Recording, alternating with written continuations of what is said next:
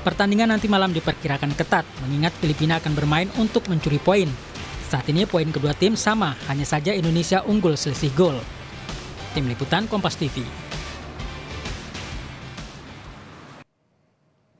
Lalu sejauh mana peluang skuad Garuda melawan Filipina malam nanti? Kami akan bahas ini bersama mantan pemain dan pelatih Timnas Indonesia Aji Santoso dan pengamat sepak bola Muhammad Kusnaini. Assalamualaikum, selamat sore semuanya, apa kabar?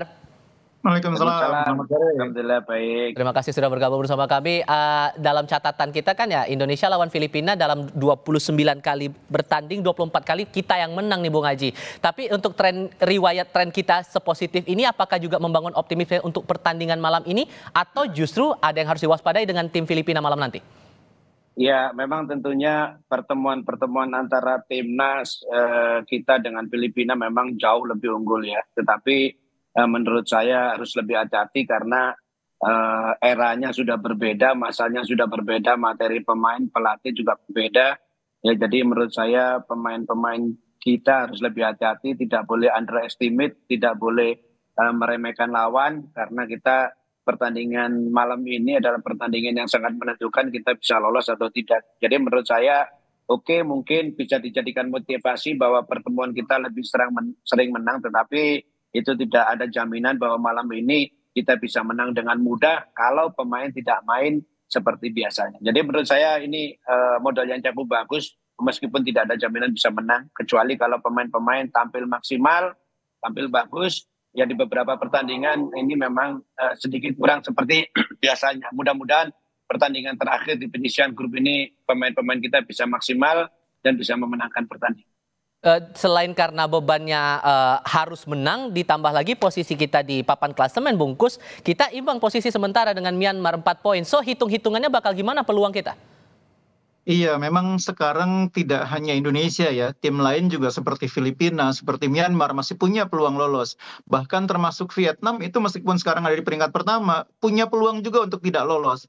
Jadi misalnya begini, Vietnam nih kalah misalnya 3-0 gitu ya, maka selisih mereka dari tadinya plus 4, itu kan jadi tinggal plus 1.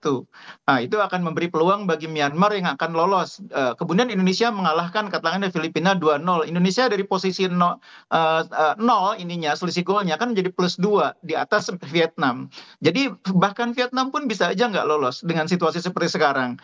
Karena itu memang sangat penting bagi pemain kita untuk fokus di pertandingan ini, bermain dengan hati, bermain dengan semangat, tapi tetap disiplin, tidak terpancing emosi.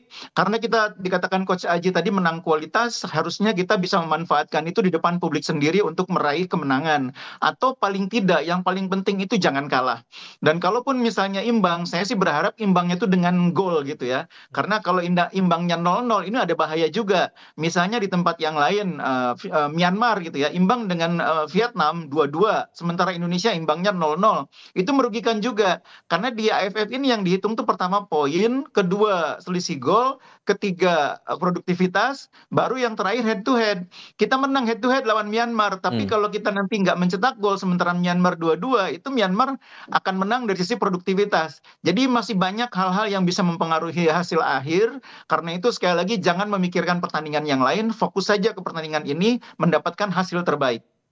Probabilitasnya masih besar Bung Aji, ditambah lagi kan ada kemungkinan Pratama Arhan, Marcelino Ferdinand akan langsung dimainkan di awal pertandingan. Tapi kalau menurut Anda dengan target kita harus menang nih, harus main agresif di awal juga kah?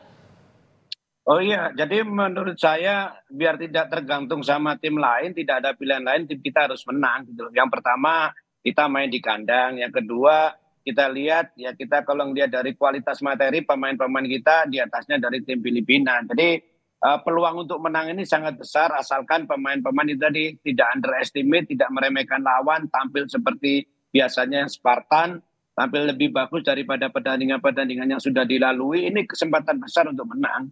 Jadi kita biar tidak ditentukan oleh tim lain, tidak ada pilihan lain. Kalau menang kan sudah selesai. Kalau menang dengan Vietnam ini kan sudah kemungkinan besar sudah sangat lolos kan, sudah bisa lolos. Jadi menurut saya itu sih, jadi tidak tergantung sama tim lain, tidak ada pilihan lain, bisa menang dan itu peluangnya sangat besar menurut saya. Kalau melihat pertandingan sebelum-sebelumnya, kira-kira apa yang perlu diperhatikan menurut Anda, Bung Haji?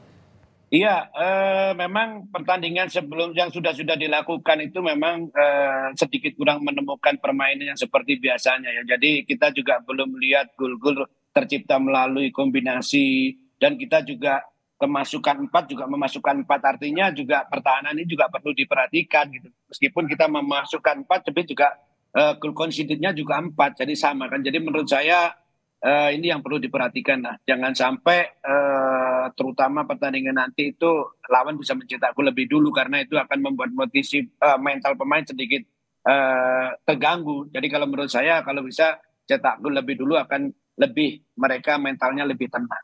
Anda sependapat juga Bungkus atau kira-kira ada yang sektor yang perlu dimaksimalkan lagi nih dalam pertandingan malam ini, Bung? Iya, concern saya itu ke pertahanan ya. Kita kebobolan 4 gol. Nah, Filipina ini mungkin memang bukan tim yang luar biasa ya. Kalau lihat tahun 2024 ini, mereka main 12 kali itu hanya sekali menang lawan Tajikistan. Mereka ini kesulitan menang di AFF ini dari 3 pertandingan hanya imbang dan juga kesulitan mencetak gol. Tapi jangan lupa pemain-pemain Filipina sebagian besar adalah pemain yang lebih berpengalaman dibanding kita.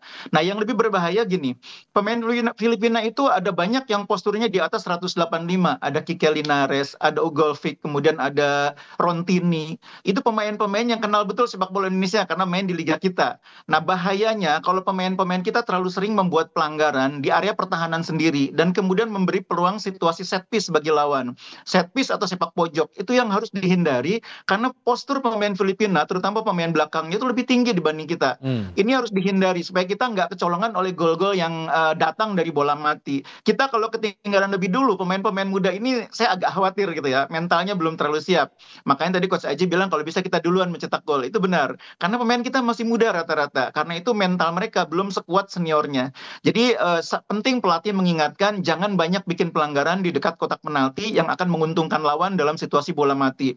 Dan yang kedua, saya sih berharap pemain kita jangan terlalu terpengaruh dengan harapan untuk lolos ya. Nah, Nikmati itu. aja pertandingannya. Itu pasti akan Nikmati mempengaruhi aja sedikit banyak ya pertandingannya. kepada psikologis mereka kan? Iya, mereka tidak boleh terbebani oleh target harus menang, harus lolos, harus ke final. Udahlah, lupakan. Begitu masuk ke lapangan itu nikmati pertandingannya. Dengan cara itulah anak-anak ini nanti bisa main lebih keluar. Biasanya pemain muda seperti itu. Oke, Bung Haji dengan formasi 3-5-2 ini peluang kita bisa mempertahankan posisi atau bisa meraih kemenangan nggak dengan formasi 3-5-2 yang dibuat Coach Sintayong ini? Formasi itu tidak bisa menentukan satu kemenangan dalam satu pertandingan, tetapi paling tidak formasi itu mungkin Coach Sintayong akan lebih bisa memaksimalkan pemain dengan formasi tersebut. Jadi formasi apapun sebenarnya tidak ada masalah, tinggal tergantung materi pemain yang ada kan begitu. Jadi menurut saya, menurut keyakinannya Coach Sintayong dengan formasi tersebut akan bisa memenangkan pertandingan, ya sah-sah aja, baik-baik aja gitu. Yang penting bagaimana pemain-pemain nanti bisa tampil maksimal, main di home dan menang. Terus kalau yang disampaikan Bungkusnya ini saya juga sedikit setuju. Artinya gini, kalau pemain-pemain ini diberi target harus menang, seharusnya tidak boleh terbebani dengan itu. Karena apa? Ini mereka ini pemain-pemain profesional semua. Gitu. Kalau diberi target harus menang, terus mereka terbebani, grogi, nggak bisa main, ya bukan pemain profesional. Justru seharusnya menjadi tantangan, meskipun memang tidak boleh berlebihan gitu. Jadi benar Bang Kusnasi bilang dinikmati pertandingan, karena dengan menikmati pertandingan itu permainan-permainan terbaik dari pemain-pemain akan muncul. Kalau main tim semua, setiap pemain bermain dengan baik, itu peluang untuk menang akan besar. Jadi betul menikmati pertandingan, tetapi kalau memang ditarget untuk menang, saya kira hal yang wajar karena mereka pemain-pemain profesional. Sudah prediksi Anda pemain kuncinya yang bakal jadi bintang malam ini kira-kira siapa Bung Haji? Banyak sih, saya lihat Marcelino kalau dia fit juga bisa, itu mungkin juga Pratama Aran, ya kan? Itu pemain-pemain yang menurut saya memiliki kualitas yang cukup bagus, apalagi pemain-pemain ini kan sudah terbiasa main di tim senior, gitu. Seperti itu. Oke, kalau Bungkus pendapat atau ada pandangan lain? Iya, jadi menurut saya pemain-pemain kita sekarang ini seharusnya bisa sejak awal nih turun dengan formasi utama ya. Tidak ada lagi skenario eksperimen atau sebagainya gitu ya. Dan kita sudah melihat sebetulnya gambaran dari 3 pertandingan yang sudah berlangsung. Itu pemain mana yang layak jadi starter, mana yang menjadi pelapis gitu ya. Nah, saya berharap di pertandingan ini Coach Sintayong turun dengan formasi terkuat. Kalaupun main 3-5-2 seperti dikatakan tadi, saya sebetulnya tidak terlalu fanatik dengan mau main 3-5-2, mau 3-4-3. Yang penting itu keseimbangannya terjaga gitu ya.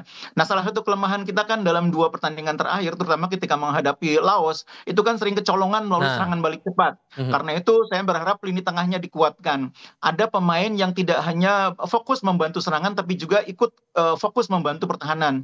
Jadi kalau boleh memilih, saya kalau misalkan bermain dengan 3-5-2, maka di tengah itu saya berharap ada tiga gelandang, satu di antaranya Marcelino yang akan bermain di belakang 2 striker kita, dan 2 lainnya itu gelandang pekerja.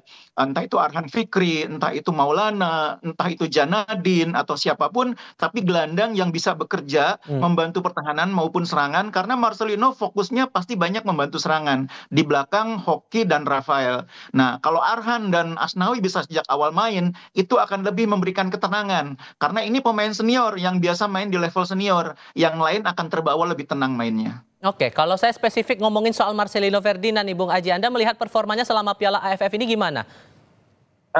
Kita jujur menyampaikan penampilan Marcelino belum seperti biasanya. Ya, belum seperti biasanya, dan juga ada sedikit emosional yang tidak bisa tertahankan. Ini tidak boleh, karena Marcelino ini harusnya menjadi contoh buat pemain-pemain yang lain bagaimana attitude, sikap ya. Kalau memang profesional foul itu tidak apa-apa, tapi jangan sampai profesional karena terbawa oleh emosi.